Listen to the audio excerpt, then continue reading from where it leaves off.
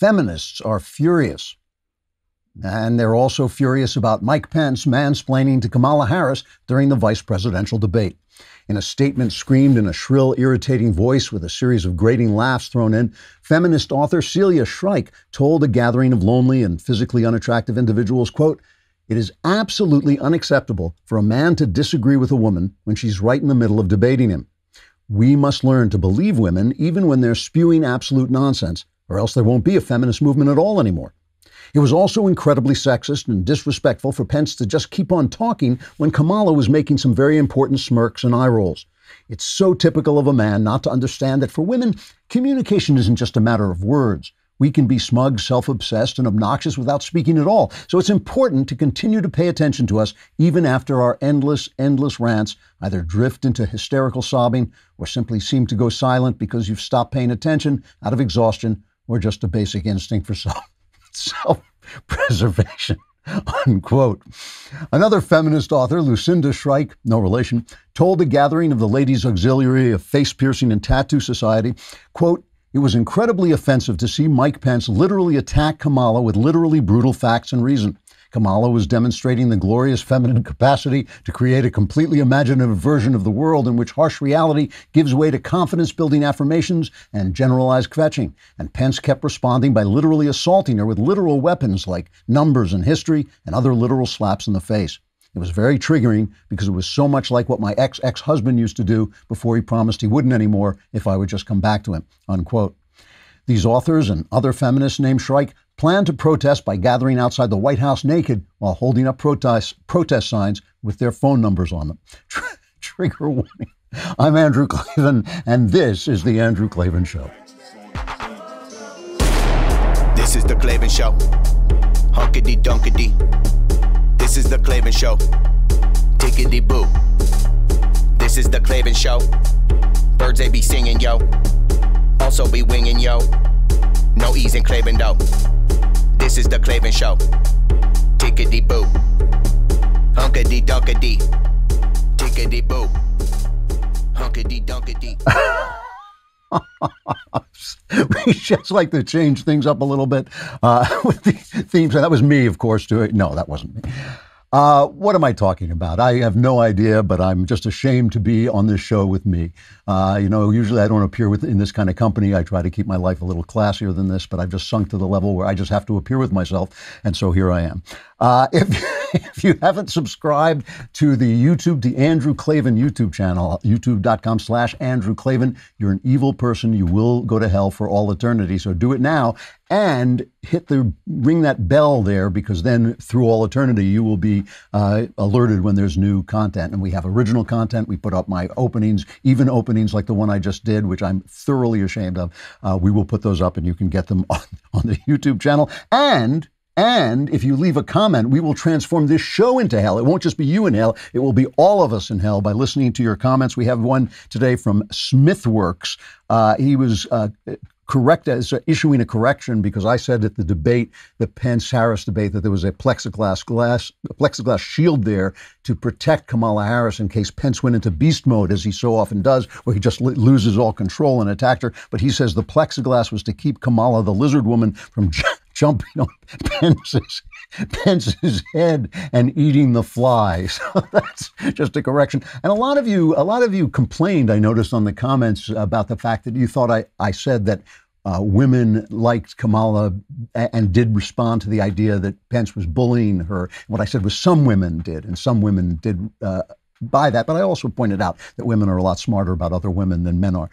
One of the things that is really fascinating about the current presidential race is what's being left out of it.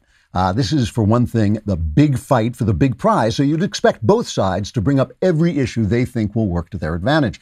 And for another thing, the Democrats have a monopoly on the news and entertainment media. So you'd think if there was anything that would help them that they weren't bringing up, their useful idiots like network anchors and celebrities would be bringing it up for them. And yet on some issues, there's just been absolute silence. For instance, if it was worth actually impeaching President Trump over a phone call he had with the Ukrainian president, shouldn't Democrats and their toadies be bringing up that horrific scandal and hurling it in Trump's face as the election nears? Shouldn't they be reminding us of what a horrible thing Trump did when he called the Ukrainian president because they had to stop the entire government in December to impeach him for only the third time in American history? But strangely, there is not one word being spoken about it. The Democrats didn't even mention it during the Democrat National Convention. It's almost as if the entire impeachment was a cynical abuse of power over absolutely nothing, sort of like I said at the time.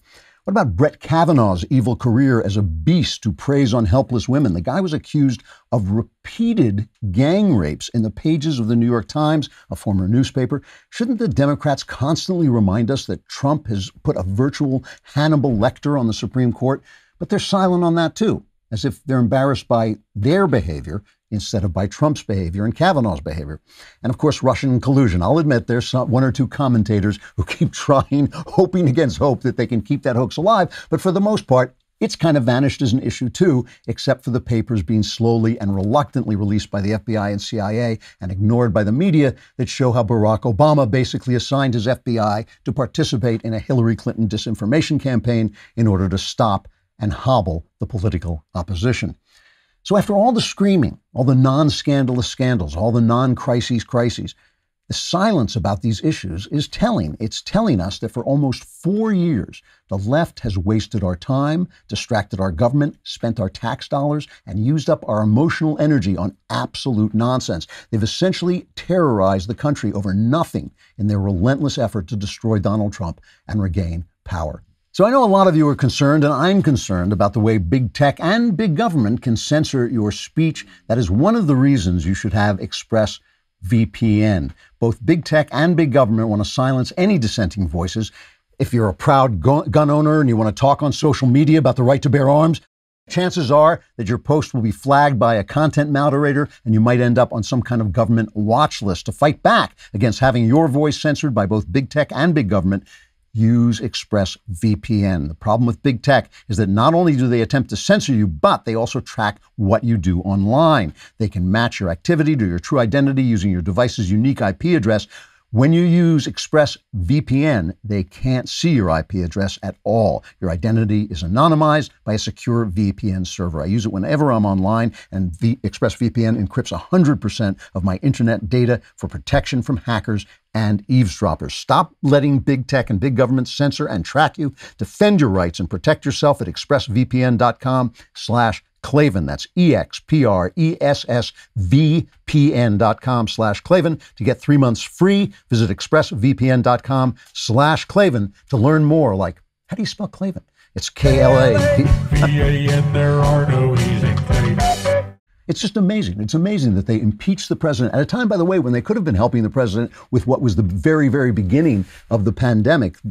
Instead, they stopped the government to impeach him because Trump got on the phone with the Ukrainian president and said something, something, something. Nobody remembers because nobody cared at the time. I remember how reluctant I was to talk about that on the air because I just thought this is obvious, complete garbage. And yet people, respectable people, were arguing with me. Oh, this is a serious, really a serious matter. Now nobody cares about it. It is just completely gone. Same with Brett Kavanaugh. I remember people telling me, I kind of believe he did this. And I thought, like, what do you mean he believe he did it? There's no evidence that this woman ever met him.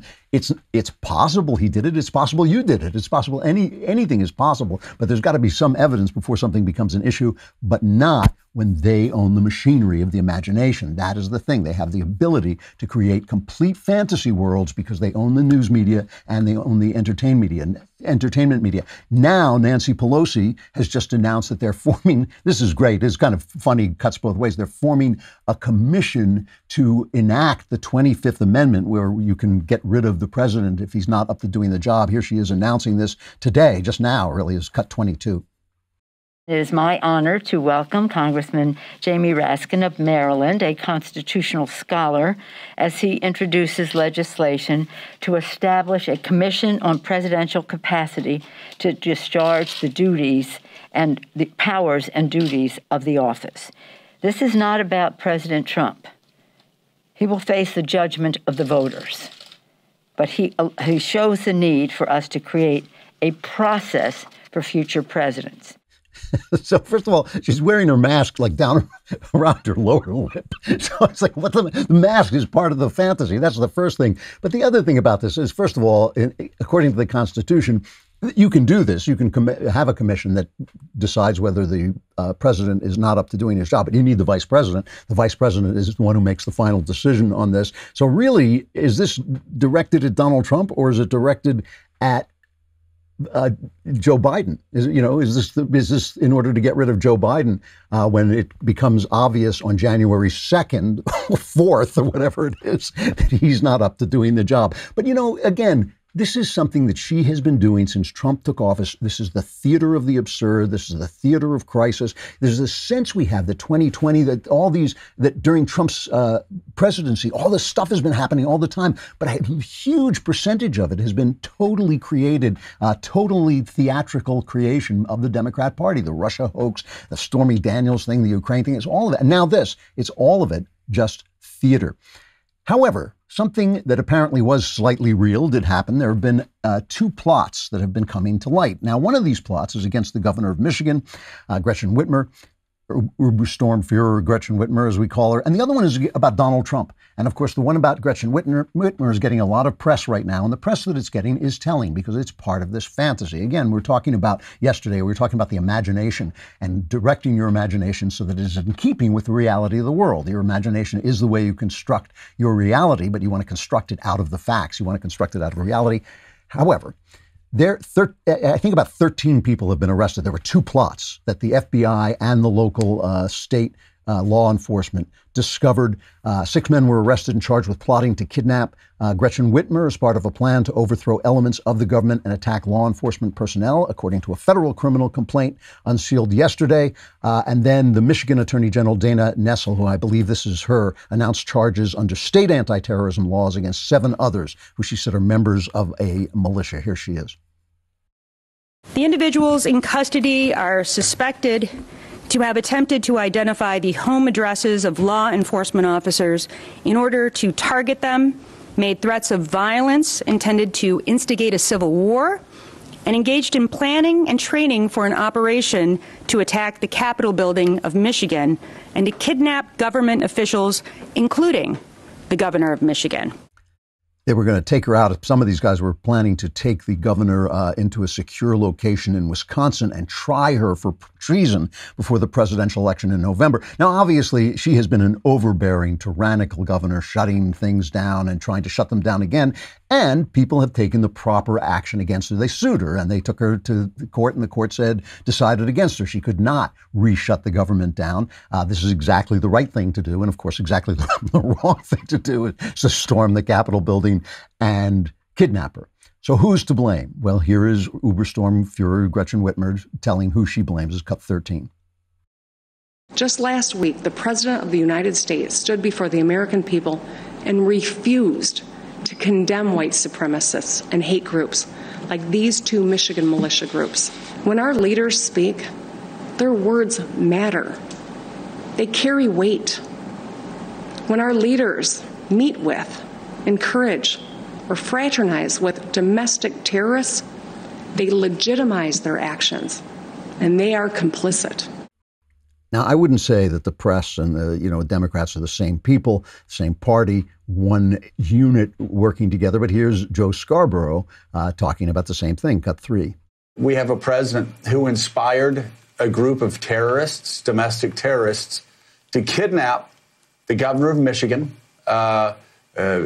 And they believed they were, quote, liberating Michigan, as Donald Trump instructed in a tweet earlier in the spring. And then we're going to try her for crimes against the state in Wisconsin. And that's where we are right now with the Trump presidency. It's Donald Trump's fault. And here's Joe Biden finally, same message. Cut 1. The words of a president matter. Whether they can, as you've heard me say this before, they can cause a nation to have the market rise or fall, go to war, bring peace, but they can also breathe oxygen into those who are filled with hate and danger. And I just think it's got to stop. The president has to realize the words he utters matter. See, the problem with Trump is he just never denounces white supremacy, like here in Cut 2. Is a bad person who I disavowed on numerous occasions over the years. What are your views on the Ku Klux Klan and white supremacists? I totally disavow the Ku Klux Klan. I totally disavow David Duke. I've been doing it now for 2 weeks. You're probably about the 18th person that's asked me the question. Paul Ryan this week said, quote, if a person wants to be the nominee of the Republican Party, there can be no evasion and no games. They must reject any group or cause that is built on bigotry. He was talking about you. But I've rejected. How many times do I have to reject? I've rejected David Duke. I've rejected the KKK, the Ku Klux Klan. How many times? If it's Thursday, see, the thing is, if you do it Monday, Tuesday, and Wednesday, but you don't do it on Thursday, you're a bigot, if you're a Republican.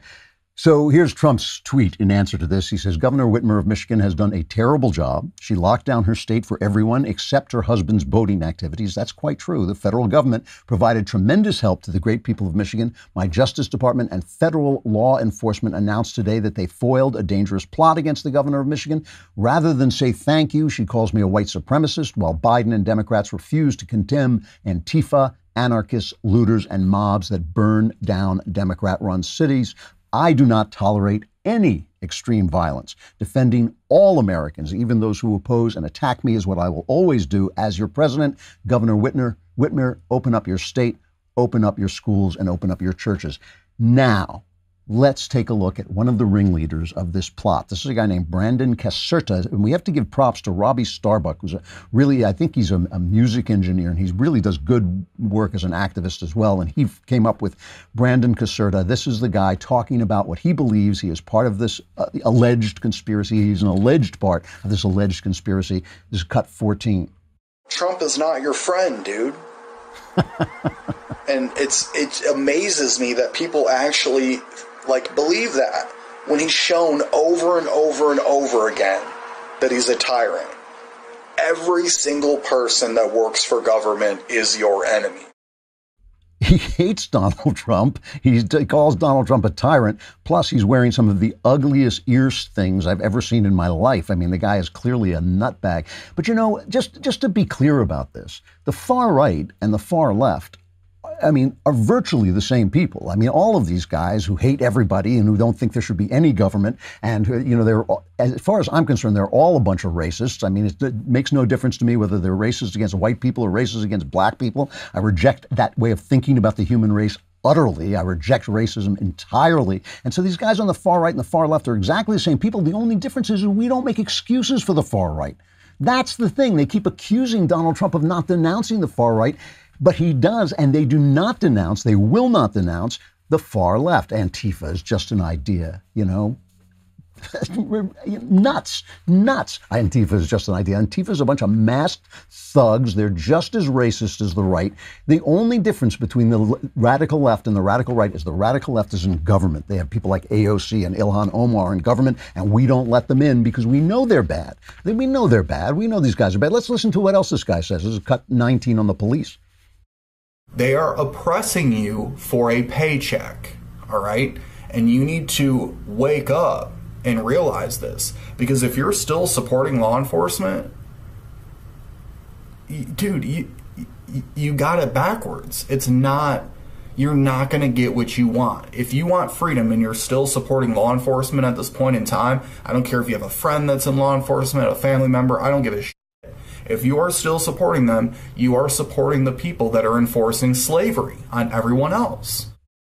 And on back of him, he's got the anarchist symbol in back of him. So he's an anarchist, He's one of these left-wing guys who thinks that anything the government does, that there can be no such thing as a good government. He says the Declaration was an anarchist document, which is utter garbage, and the Constitution ruined it by imposing a government. If men were angels, we wouldn't need government. They're not. We do. Here's Colin Kaepernick, who also wrote an article about the police. And he says, predictably, the political mainstream, this is Colin Kaepernick says this, right? Predictably, the political mainstream has responded to recent uprisings by shifting the demands to defund the police to reformist interventions centered on acceptable, quote unquote, modes of enacting death and violence upon oppressed people. These modes of reactionary justice fail to remedy the uninterrupted death caused by policing and prisons and frequently leave us disheartened, disjointed, and disillusioned. Despite the steady cascade of anti-black violence across the country, I am hopeful we can build a future that imagines justice differently, a future without the terror of policing and prisons. Colin Kaepernick agrees with this guy. Antifa agrees with this guy. And the only people who reject these people entirely on both sides, who don't make excuses, is the right. I mean, it's only conservatives who sit around. I mean, I reject these guys on the far right entirely, not a little bit, not somewhat, entirely. I think they're just as bad as the far left. The only difference with them is they're on their outskirts of everything. They form no part of our movement. They form no part of the conservative movement. All the conservative movement wants, as far as I can see, certainly the center of it, is to restore the Constitution, to restore a government that is limited in its powers, that has enumerated powers instead of any power it wants. A very, very different thing entirely. All right, you know how crazy, insane far-right wingers are always telling you that at any moment there could be a crisis that could keep you in your home? You need food. Well, at any minute, there could be a crisis that will keep you in your home and you have to have food. And that is why there is ReadyWise. ReadyWise makes emergency meals. They make freeze-dried fruits and vegetables for convenient on-the-go nutrition. And they have new adventure meals for hiking, camping, and other outdoor activities. ReadyWise meals are easy to prepare. You just add water and have a very long shelf life. ReadyWise makes being prepared simple and affordable. Order online and have nutritious meals shipped directly to your doorstep. Due to increased demand, supplies are limited and some items may currently be out of stock, but you want to get what you can because when government resources are strained, it can be days, if not weeks, before fresh food is available. You want it ready. This week, my listeners can get free shipping at ReadyWise.com when entering Klavan at checkout or by calling 855-474-4084. ReadyWise has a 90-day, no questions asked return policy, so there's no risk taking the initiative to get yourself and your family prepared today. That's ReadyWise, ReadyWise.com, promo code Klavan to get free shipping. And I know what you're saying. You're saying ReadyWise. Anybody can spell ReadyWise, but how? Oh, how? Please tell me how. Do you spell Klavan? It is Klavan. There are no easy things. Duh. I just make it look this easy. So meanwhile, another plot is coming to light, which is the plot against Donald Trump, which has been going on now for 4 years, and which we know is a plot because we know that every time they do something like Nancy Pelosi did today, and like she did in December when she was impeaching the president over what? Can you remember? Can anybody remember what he said to the Ukrainian president that was supposed to be so impeachable? The horror, the nightmare. I mean, the guys on CNN could barely make their faces look grim enough when they used the word historic. This historic impeachment. This is an historic. Isn't it historic? How historic is it? It's so historic. It's historic how historic it is. It's so historic that even the history of it is historic. I mean, that's what they were talking about. Can you remember what that was? I remember it was driving me nuts at the time. I was coming on and going, are you kidding me? Are you kidding me? He says something, and it's Donald Trump. So half the time he's just spewing words out of his mouth. Doesn't really mean anything. Unbelievable stuff. And now what he was saying to him is he wanted help investigating Joe Biden. And now it turns out that Joe Biden was so deep over there with his son Hunter, collecting so much money from them that Trump was absolutely right. The scandal was all on the other side. So Senator Ron Johnson of Wisconsin wrote an op-ed in the Wall Street Journal today. And I can't read the whole thing. I wish I could read the whole thing because it's actually really worth reading. But it's called An American Coup Attempt. And let me read at least a portion of it. He says, the U.S. is in a constitutional crisis. It began on the day of President Trump's election when unelected bureaucrats mobilized against his presidency. This is a crisis in the executive branch perpetrated by subordinate officials who don't see themselves as answerable to the president. They have effectively established a fourth branch of government, a permanent, unaccountable bureaucracy. This is the deep state we're always talking about. He says the first public display of insurrection began with leaked transcripts of Mr. Trump's phone calls with Mexican President Enrique Peña Nieto on January 27, 2017, right after he took office, and Australian Prime Minister Malcolm Turnbull the following day. As the Senate Homeland Security Committee reported, the Trump administration was plagued with 62 leaks, possibly endangering national security in its first 125 days, compared with 9 such leaks under George W. Bush and 8 under Barack Obama. In 2019, a whistleblower upped the ante by leaking details of Mr. Trump's phone call with Ukrainian president. This fueled Mr. Trump's impeachment in December. Now, think about this for just a minute, okay? Think about the fact that these leaks were coming out. And it doesn't even matter to me that there were only 9 of them under Obama. There shouldn't be any of them. Who is leaking the president's private phone calls with leaders of other countries? And as Senator Johnson points out, throughout this constitutional crisis, many journalists abetted the plotters by abandoning even the pretense of objectivity and claiming that Mr. Trump poses a grave threat to the country. So somebody leaks this, and look, I was a reporter. If somebody leaks something to me, I'm going to run with it, but at least have some kind of responsibility in when you deliver anonymously sourced leaks to understand that the people who are the anonymous sources have an agenda. At what point does somebody, an unelected guy working in the government, at what point does he say to himself that my role is to control the elected officials in the government and to leak their private conversations? Over 60 leaks of the president's private conversations, they elected just because they didn't like him. He wasn't one of them. He wasn't part of the establishment. He had no right to be there just because we, the people, had sent him there. You know, I just want to remind you of this because at the time, the New York Times was writing articles about how wonderful it was that the deep state was standing up to the authoritarian tyranny of Donald Trump, which exists wholly in the imagination of these people, as you can see by the fact that you're not suffering under tyranny. There's no tyranny in your life. Nobody on the right is stopping you from saying whatever you want. It's only the big tech people on the left from Twitter and Facebook who are silencing anybody. YouTube, Google, they're the only people who are silencing anybody. Donald Trump isn't silencing anyone. They call him Hitler on TV and nothing happens, proving that he's not Hitler. If he were Hitler and they called him Hitler, they'd be gone. All right. So here's just a clip back from the day when this first horrifying scandal of Trump saying something to the president of the Ukraine came out. Margaret Brennan of CBS actually had the temerity to raise the issue with the former Associate CIA Director John McLaughlin, to raise the issue that it kind of proved Trump's point to have these whistleblowers handing out his phone calls, which may have been embarrassing in the sense that Trump says things that he's not always supposed to say, but was no way did it reach even scandal level, let alone impeachment level. And here's this exchange.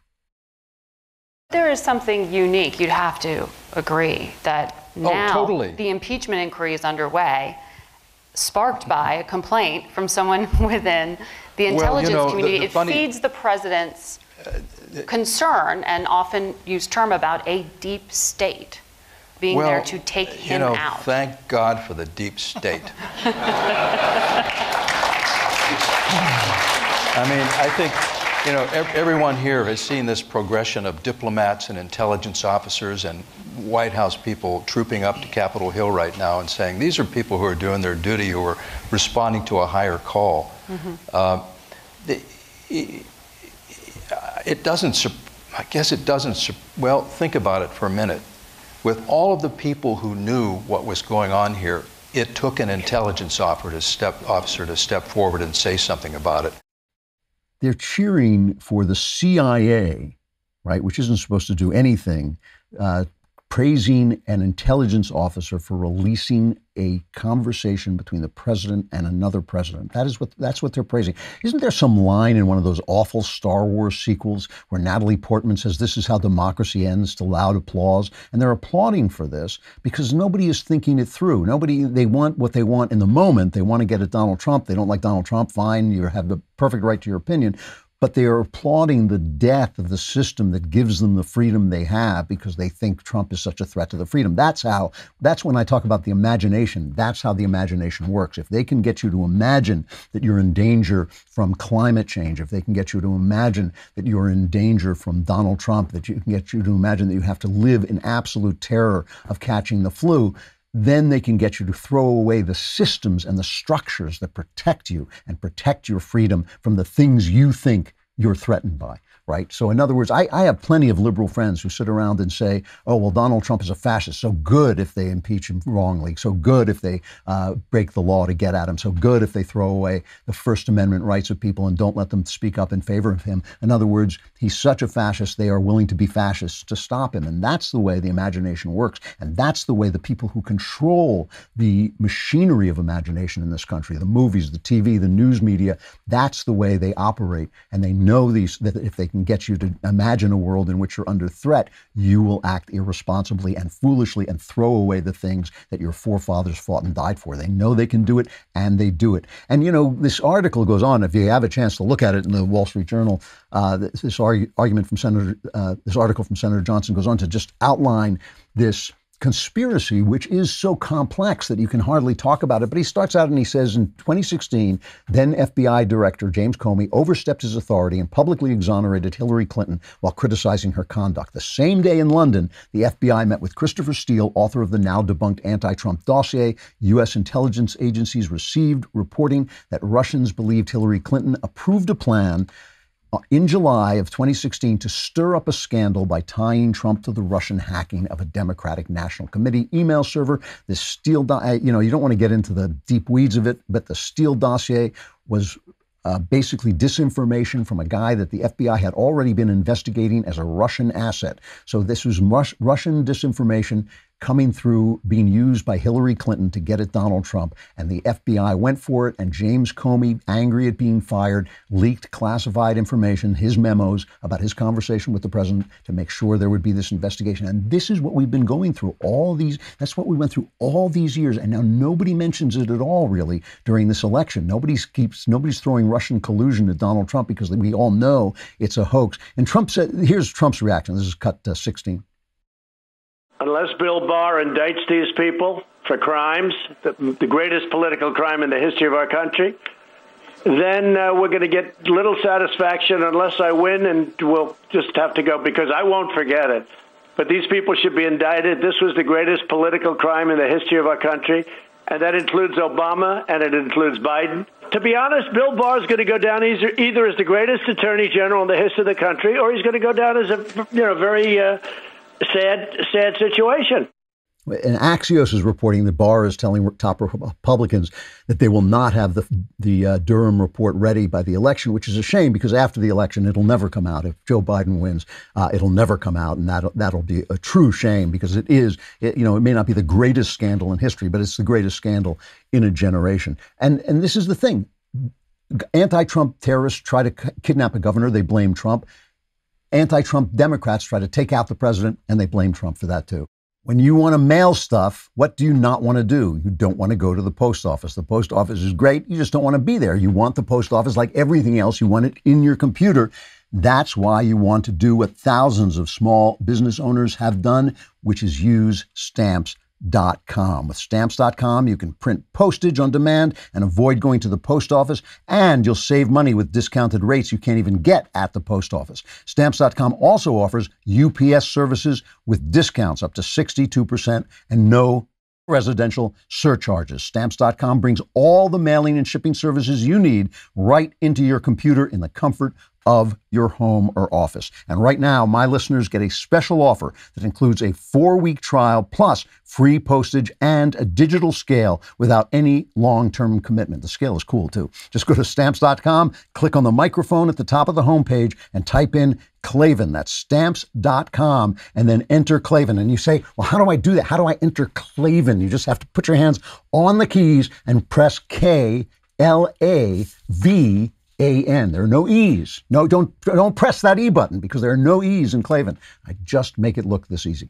Come over to Daily Wire and subscribe. If you are not a subscriber, you are not getting all the good things. Yesterday, I did an all-access show and completely forgot to put my microphone on, so people kept complaining about it. If you don't want to miss moments like that, go on dailywire.com and subscribe.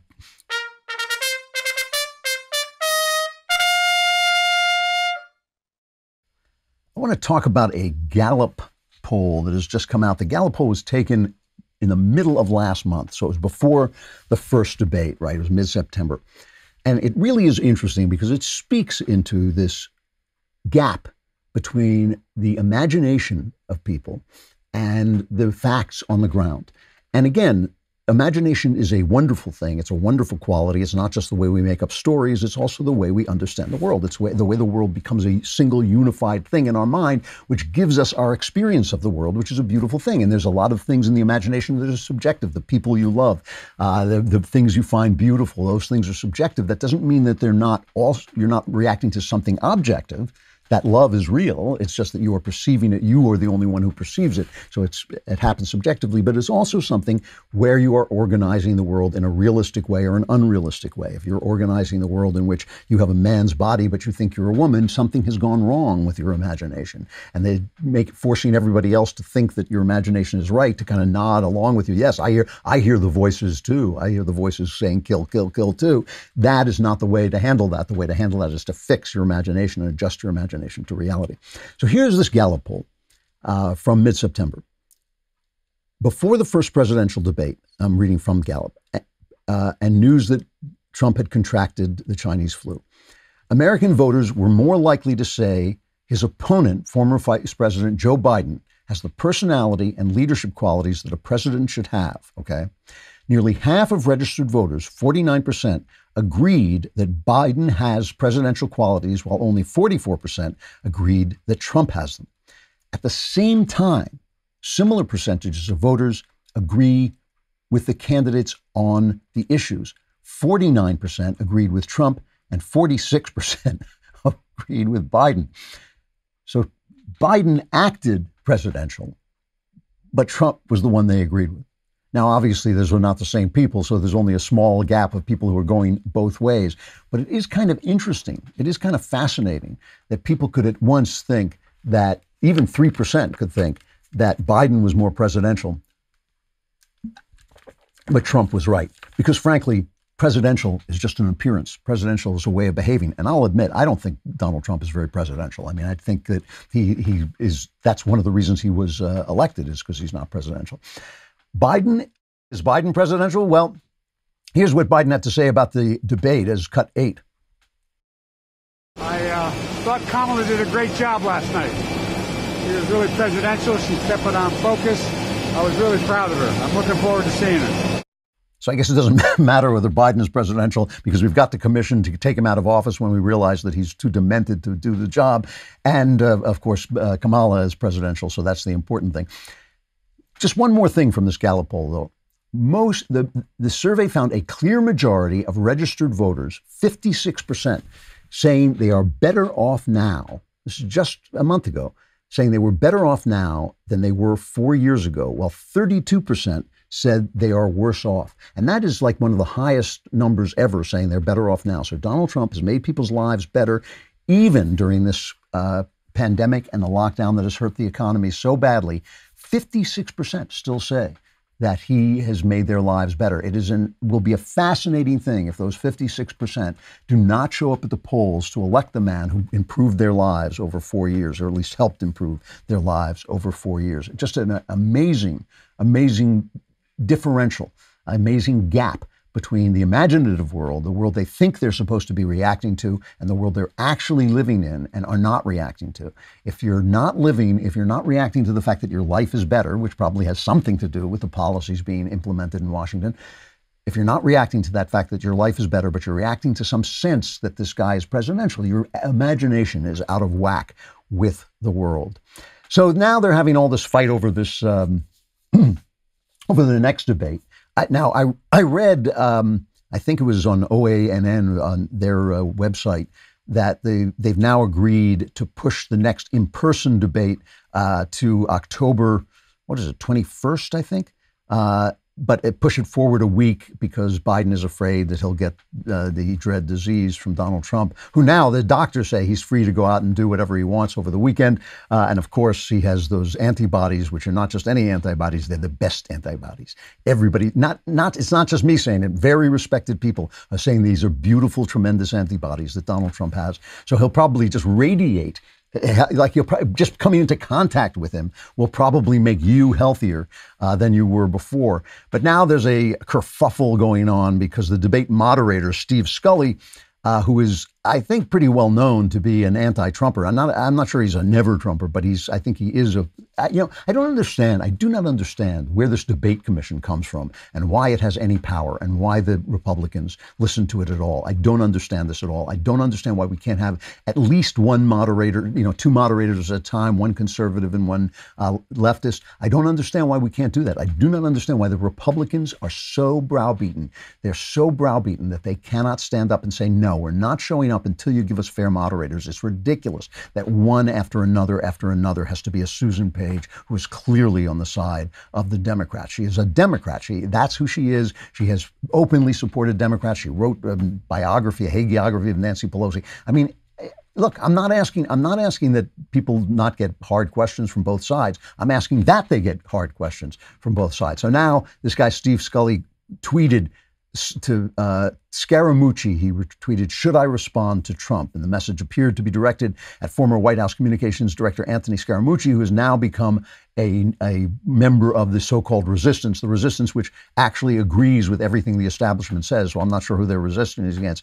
But Scaramucci hates Trump now. And why was Scully tweeting him? And so help me, the debate commission came out and said, well, his Twitter was hacked. His Twitter was hacked. And Biden won't talk about it. I got to play this. Let me just play this one thing before I get into this. Biden was asked yesterday about court packing, about packing the court. And this was his response. And I want to play it to make a point about what I'm saying. So just play this. They'll know my opinion on court packing when the election is over. Now, look, I know it's a great question, and I don't blame you for asking it. But the moment I answer that question, the headline in every one of your papers will be about that. Other than focusing on what's happening now. I can't talk about the issue because then the issue will become the issue. That is just amazing. So he's asked about the debate. He can't talk about that either. There's cut 10. We don't know what the president's going to do. He changes his mind every second. So for me to comment on that now would be irresponsible. I think that if I'm going to follow the commission recommendation, if he goes off and he's going to have a rally, I don't know what I'll do. Look, Trump will talk about it. It's cut 11. They didn't even tell us about the debate, Maria. So you just learned this morning? Yeah, we learned it the same way you learned it. They called up 2 minutes ago, and it was announced. And they're trying to protect Biden. Everybody is. They're trying, like that NBC disaster where he went on the show with Lester Holt. It was meant for a child. It's funny that Trump is supposed to be the Nazi when he will tell you anything that's in his mind. Anything that comes into Trump's head, he tells you. Like, he's just the most transparent. He is the most transparent president ever. He's hiding nothing. He just tells you whatever he has to say. Whereas Joe Biden will actually tell you that he's not going to tell you what he will do about something as consequential as packing the Supreme Court. And the press is just gone. We have to go back and just look a little bit at the coverage of the debate because it was so hilarious and such a great demonstration of what our press has become. First, this whole thing that somehow a man debating a woman shouldn't debate a woman because he's a man. This is cut 5, just a sample from Grabian of what the press was talking about, cut 5. His former television commentator does have a very calm demeanor, but I think a lot of people were noticing some mansplaining going on tonight. This was a mansplainer in chief. I get Mr. Mike Mansplainer all night. He made my skin crawl. The constant interruptions, the mansplaining. Simone Sanders, one of the aides, said that Pence didn't just mansplain, he man-dodged. Do you think there's any chance whatsoever that these guys just get their talking points from the Democrat Party and they all say the same thing over and over and over again? I mean, do you think there's any chance that the connection is so complete? And the connection is also complete in all the shenanigans that has gone on all this time. It was all aided and abetted by the press. And that is just an amazing, amazing fact that we're dealing with, that we have a press that is essentially a disinformation organ of the Democrat Party. We have to go back, I'm afraid. I'm sorry to do this to you, but there's just no way around it. We have to talk about The Fly. Fly landed on Mike Pence's head. And as we said, there was a plexiglass debate so that Kamala Harris couldn't leap on his head and eat the fly, which I don't know. I thought that comment was very funny. But the fly was endless fodder. Now, just remember, a fly landed on Obama's lip, I believe it was, and on Hillary Clinton's eyebrow. Did not get this kind of attention. But obviously, Pence eviscerated Kamala Harris on the issues, eviscerated her on the facts, eviscerated her on the truth, told her he was telling the truth much, much more than she was. All politicians lie, but he was telling the truth a lot more than she was. All they talked about was the fly. This is cut 41. The big star of the debate tonight was a fly that landed quite symbolically on the vice president's head. It's, oh my God, look at his hair. He's so full of crap. He's attracting flies. The fly was there to send one of two messages. It was either from Exodus, where it says, "For if you do not let my people go, behold, I will send swarms of flies on you." Or it was Tupac saying, "If you're going to invite me to the debate, I deserve a VIP suite because it's just me against the world." Bill Kristol has awarded second place after Kamala Harris to the fly in this debate. Many people were buzzing about the fly. The fly was clearly the winner. Just amazing. I love reading the Bible about the fly. You know, Pence is the Lord of the flies. It is wonderful, especially with Pence. It is wonderful, especially with Pence, that he's the Lord of the Flies because he's one of the most decent people in government. He's so transparently a nice person, a decent person, a polite person. He's so transparently from another era. A lot of people were thinking if we could just find, while we're doing a vaccine, if we could just find some way to take some of Pence's blood and transfuse it into Donald Trump to give Donald Trump a little bit more of that command of facts and information and a little bit more of that politeness. Maybe Trump could appeal to some suburban women. However, the one thing about the fly that was worthwhile is this bit by a guy named Jordan Firstman, who is an actor who was in the show Search Party. If you've never seen the show Search Party, try and find it because that was a great show. I was touting it when it was on. It was only, I think it was like 4 very short seasons, but it was a really, really good show. And Firstman was not one of the leads in it, but he had a part in it. So he put out this is the fly's publicist calling the fly to congratulate him on his success. Hi, it's Jenny. What the heck just happened? We're obsessed. We're all freaking out over here. I'm freaking out. No, you're an icon. You're an American treasure. No, I'm shaking in my boots. Girl, America just watched you and loved you. Even the Republicans are like laughing. Yeah, no, I saw it on Twitter. Don't go on Twitter. How did you think of the idea? Just I wasn't aware you were doing that. Oh, you did it with your agents? Okay, I just need to be kept in the loop with these things. It's important. But that's besides the point. I think the first thing we need to do is kind of get it into the narrative that you are female. No one is talking about the fact that you are a strong female fly boss, girl in charge, and people need to know. And then I think it's acting. No, people are saying you're the next Jennifer Lawrence. No, they are. There's Oscar buzz. But Nadine, write that down, Oscar buzz. Emphasis on the buzz, Nadine. Anyway, go do your thing. I don't want to hold you up. Go eat some garbage, girl. We love you. We love you. We love you, fly boss. That, I have to tell you, as someone who has dealt with both publicists and agents, that is so realistic. It's kind of frightening.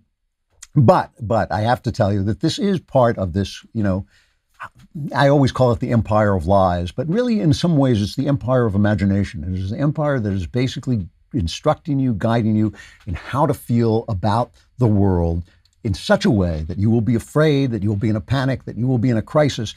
Let the real things fall apart while the fake things are dealt with, while the fake evil of oil will be dispatched in order to let the rainbow come out again, the fake evil of systemic racism, the fake crisis, all these fake crises, the fake crisis of Donald Trump talking to the Ukrainian president.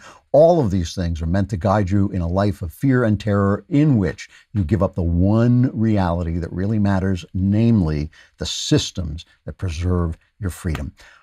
The Klavanless weekend is upon you. It will be a short one, but you're still not going to survive. I mean, come on, let's face it. I mean, about 10 minutes after I'm off, you'll be gone.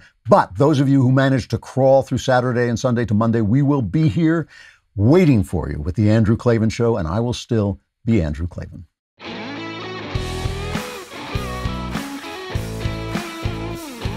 The Andrew Klavan Show is produced by Robert Sterling. Executive producer, Jeremy Boring.